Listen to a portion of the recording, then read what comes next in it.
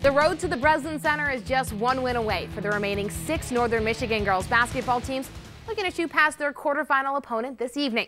Tonight, Cadillac seniors that were freshmen the last time the Vikings made it to a Class B semifinal will look to punch their program's first state finals ticket with a win over top-ranked Lake Odessa Lakewood. It's the opening night of high school football, and what better way to kick off a new season than with the debut of a new stadium? Matthew, a 2-decade-long drought of not making the state title game finally came to an end last weekend when Glen Lake beat Pine River. Right now, the number 6 Lakers are taking on 5th-ranked Jackson Lumen Christi for a Division 6 state championship. Tonight may be week 2 for the high school game, but it's opening night on a number of college campuses. That includes both of our local programs, Central Michigan and Ferris State. The Chippewas saw an 8-game winning streak in home openers come to an end last year.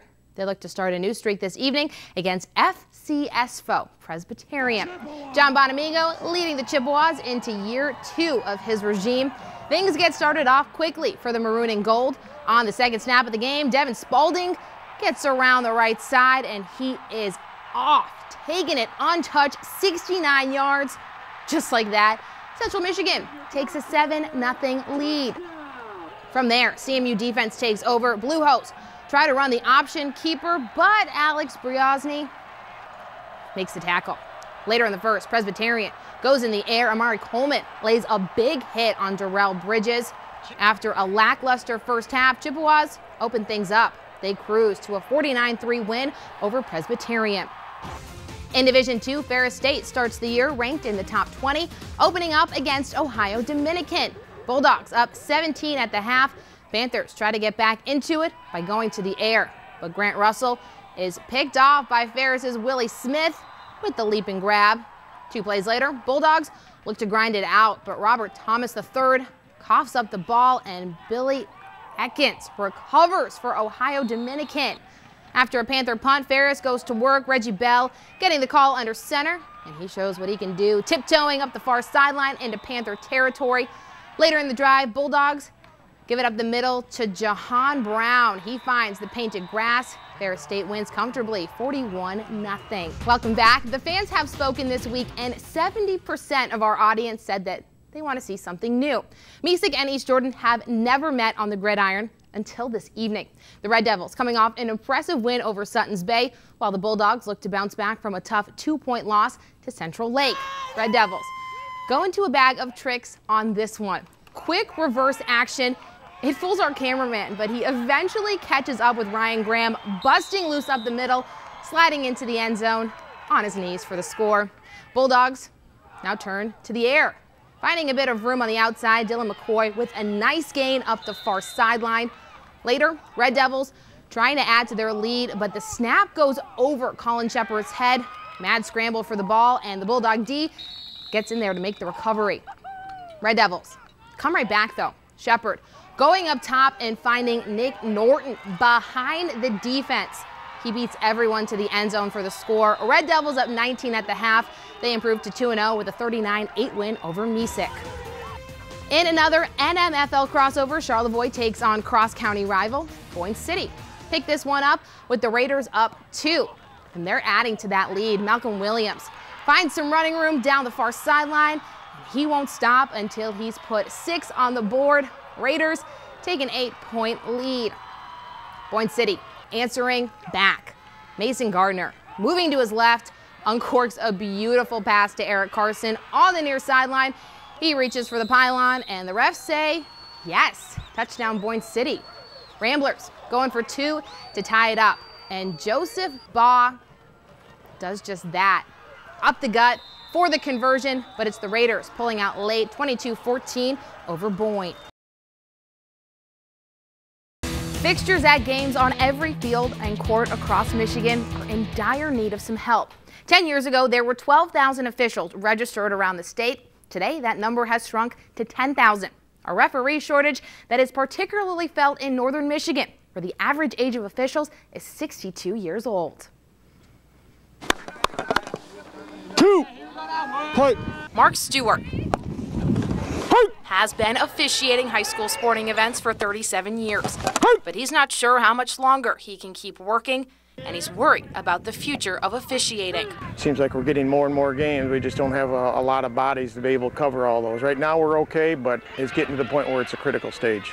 Every year, the MHSAA puts out a call for new officials, hoping to solve the problem before it becomes even more of an issue. We talk about recruiting all the time, and every day that the doors are open here at the MHSAA, we are doing something in the world of officials recruitment. This past year we've recruited about a dozen new officials, which is absolutely great, but we've lost 6 in only with one season here in basketball, and that was because of poor sportsmanship. Which is one of the biggest reasons there aren't more officials on the fields and courts. It has nothing to do with the game, but with those in the stands watching. I attended some games this year where it's gotten way more personal. They used to just yell, bad call, this and that, blah, blah, blah, but now they get a little more personal when they yell things. That's probably a little tougher to take. People don't realize that it's your family, it's your coworkers, it's the people that live next door to you that are doing this game, and they're just doing it to give back to the sport. In northern Michigan and the UP, the number of officials is becoming dangerously low, meaning more headaches for players, coaches, and athletic directors. The days are gone where a school can just cancel a game, call the other school and say, let's just make it up tomorrow. Basketball, you're almost a year in advance. After basketball season ends, I'm working on next year's officials. Football is almost a legitimate year in advance. You're trying to get those guys if possible, or just after the season. Jay Morse is a new official in 2016, and for him, umpiring is a way to stay involved in a game he's grown up with. I work every game this year with a senior official, someone that's been here and has officiated many games, and every game both before and after I have questions and I get them answered. One way the MHSAA is trying to pump up recruiting is by highlighting the pay. You cannot make what you can make in officiating on an hourly basis in just about any other area. And so that's a way that we're really trying to recruit, and officiating can be a great way to supplement an income. But to Stewart, it's not about the money. If we're umpiring and refereeing for money, we're doing it for the wrong reasons. Because there was always somebody there when I wanted to play. Now we want the younger folks that have had that opportunity with us doing those things for them. We want them to step up and be able to do it for the next generation of young athletes coming through. Your first name is? Gavin. Gavin? Mark. Your most important job today, Gavin, is? Protecting you. That's right. You have a great game, bud. When the 2015-16 school year began, Traverse City St. Francis knew it had a special group of athletes. In the fall, the Gladiators football and volleyball teams captured regional titles. During the winter season, girls basketball went one step further, finishing runner-up in Class C. Postseason runs, TCSF girls tennis is hoping to top. I said to the girls this year, it's really up to you whether you want to work towards trying to win a state championship. Finishing second best in the state last season has Traverse City St. Francis girls tennis more determined than ever. I feel like last year was a lot of motivation for all of us. We really worked hard over the winter, so we're going to definitely try to do our best. To win the team state championship is one more trophy in that whole line that we have at our school, and that means a lot because I love my school and it'd be really exciting. As seniors, Bendrowski and Chenard can't imagine a better high school send-off, which is why they're leaving it all on the court, every practice and meet. Where they're putting in the time, they're putting in the work, they're putting in the effort. But you know what? It's not just about the win. It's about the fight all the way to that. And I think these girls are ready for that fight. For the last decade, the Gladiators have entrusted their success in Paul Bendrowski, who has continued to develop the sport of tennis in Traverse City.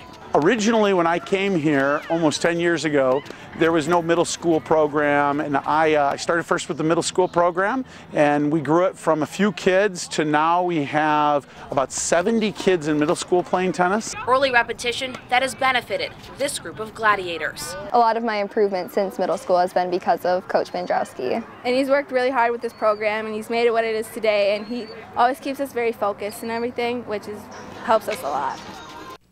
This Thursday, St. Francis will compete in a league match at Elk Rapids.